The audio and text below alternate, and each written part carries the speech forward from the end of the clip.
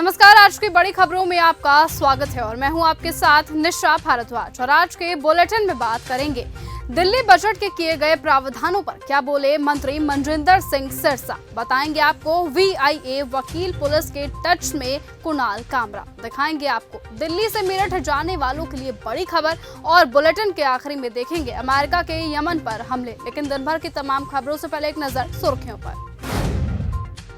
राजस्थान की गर्म हवाओं से एमपी का पारा 44 डिग्री। हिमाचल और जम्मू कश्मीर में बर्फबारी होगी। हरियाणा समेत 10 राज्यों में तूफान की आशंका। बेंगलुरु गोल्ड स्मगलिंग केस में बेल्लारी से एक बिजनेसमैन अरेस्ट। तस्करी के सोने को ठिकाने लगाता था। एक्ट्रेस रानिया राव की जमानत पर फैसला आज। कुणाल कामरा को पुलिस ने 31 मार्च को बुलाया। पैरोडी सॉन्ग पर टी सीरीज ने कॉपीराइट नोटिस भेजा। कॉमेडियन ने कहा था कठपुतली बनना बंद कर दो।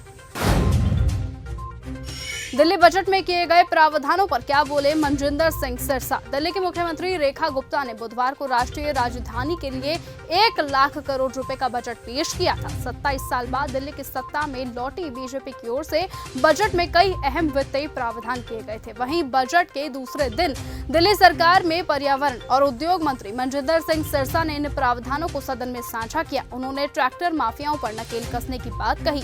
साथ ही मंत्री ने कहा कि दिल्ली में यमुना नदी की सफाई, जल गुणवत्ता सुधार और वेस्ट वाटर मैनेजमेंट पर खास ध्यान रखा जाएगा। मंत्री ने कहा कि यमुना सफाई हमारे लिए शीर्ष प्राथमिकता है। आधुनिक ट्रीटमेंट प्लांट्स लगाए जाएंगे, सख्त निगरानी होगी और ये सुनिश्चित किया जाएगा कि दिल्ली वासियों के साफ पानी मिले और यमुना की सफाई हो। वीआईए वकील पुलिस के टच में कुणाल कामरा। कॉमेडियन कुणाल कामरा महाराष्ट्र के उप मुख्यमंत्री एकनाथ शिंदे के खिलाफ अपमानजनक टिप्पणी देकर फंस चुके हैं। मुंबई पुलिस उनको नोटिस जारी कर चुकी है।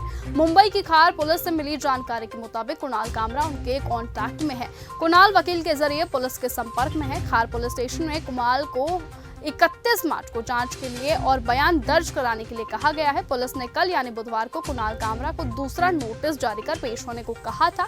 वहीं बीजेपी के नेता प्रवीण देरकर ने महाराष्ट्र विधान परिषद में कुणाल कामरा के खिलाफ विशेषाधिकार हनन का प्रस्ताव पेश किया। दिल्ली से मेरठ जाने वालों के लिए बड़ी खबर। दिल्ली से मेरठ तक हल्के वाहनों के लिए टोल 165 रुपए से बढ़ाकर 170 रुपए हो गया है।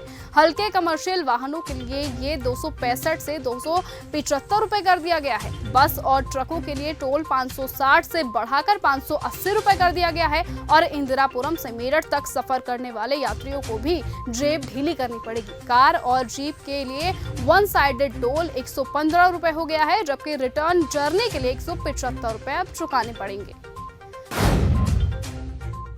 नीतीश कुमार के नेता ने राहुल गांधी को लेकर क्या कहा। लोकसभा में नेता प्रतिपक्ष और राहुल गांधी के एक बयान पर सीएम नीतीश कुमार की पार्टी जेडीयू की प्रतिक्रिया सामने आई। जेडीयू के नेता राजीव रंजन प्रसाद ने कहा, राहुल गांधी एक अनुभवी सांसद है। सांसद की एक प्रक्रिया होती है जिसका पालन सभी सांसदों को करना पड़ता है।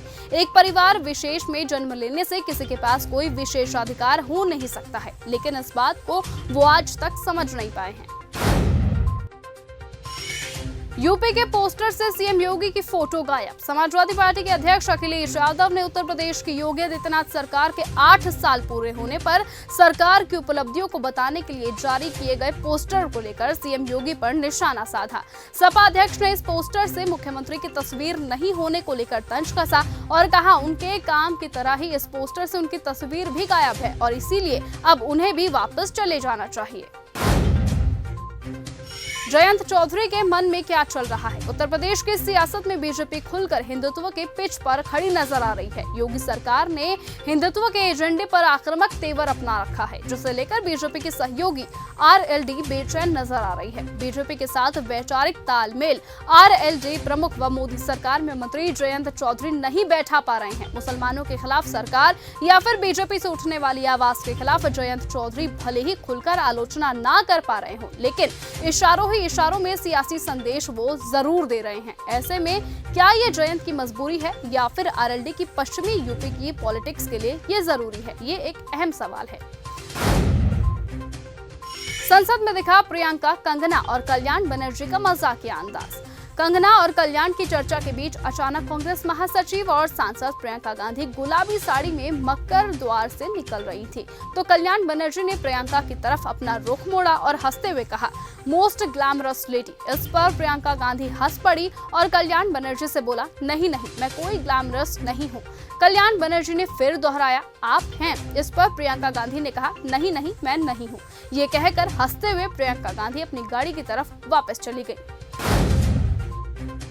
पुणे में शिवसेना यूबीटी की पोस्टरबाजी। पुणे में यूबीटी शिवसेना ने पोस्टर के जरिए उप मुख्यमंत्री एकनाथ शिंदे पर निशाना साधा। इन पोस्टरों के जरिए शिवसेना गुट ने उप मुख्यमंत्री एकनाथ शिंदे पर तंज कसा। पोस्टर में दिखाया गया था कि कुणाल कामरा एकनाथ शिंदे की दाढ़ी खींचते हुए नजर आ रहे हैं। अनन्या पांडे और जानवी कपूर के साथ काम करना क्यों है मुश्किल? 26 मार्च 2025 को हुए एक इवेंट के दौरान सलमान खान ने न सिर्फ सिकंदर को लेकर बात की, बल्कि उन्होंने ये भी बताया कि अनन्या पांडे और जानवी कपूर जैसी एक्ट्रेसेस के साथ काम करना उनके लिए क्यों मुश्किल हो गया है। को स्टार्स के बीच उम्र के गैप के मुद्दे पर बात करते हुए भाईजान ने कहा, अगर मैं अनन्या या जानवी के साथ काम करना चाहता हूँ तो लोगों ने मेरे लिए इसे मुश्किल बना दिया है, क्योंकि वो फिर से एज गैप के बारे में बात करते रहेंगे। हनी सिंह को दिल्ली हाई कोर्ट से बड़ी राहत। फेमस सिंगर और रैपर हनी सिंह को दिल्ली हाई कोर्ट से एक बड़ी राहत मिल गई है। हाई कोर्ट ने उनके गाने मैनियाक के खिलाफ दायर याचिका को खारिज कर दिया है। याचिकाकर्ता लवकुश कुमार ने आरोप लगाया था कि इस गाने में भोजपुरी भाषा का इस्तेमाल करके महिलाओं को यौन शोषण किया गया है और अश्लीलता को बढ़ावा दिया गया है। कलर्स टीवी का मजेदार cooking show laughter show season 2 audience का फेवरेट रियलिटी शो बन चुका है और शो की लगातार बढ़ती टीआरपी रेटिंग इस बात का प्रमाण है। Big boss OTT 2 winner Elvish Yadav ने भी इस शो के लिए छोटे पर्दे पर अपना डेब्यू किया है।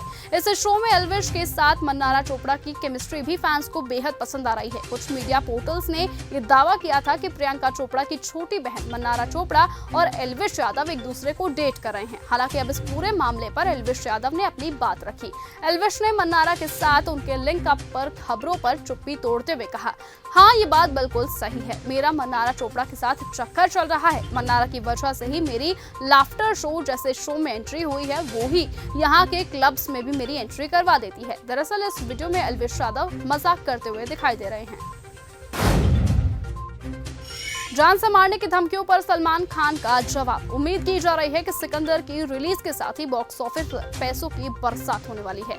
बड़ी बड़ी फिल्मों को जबरदस्त टक्कर मिली जाएगी। तो हाल ही में सिकंदर के प्रमोशन के दौरान सलमान खान ने जान से मारने की धमकियों पर जवाब दिया। सलमान खान ने कहा कि भगवान अल्लाह सबके ऊपर है, जितनी उम्र लिखी है उतनी ही लिखी है। बस यही है कि कई बार इतने सारे लोगों को साथ में लेकर चलना पड़ता है, बस यही समस्या हो जाती है।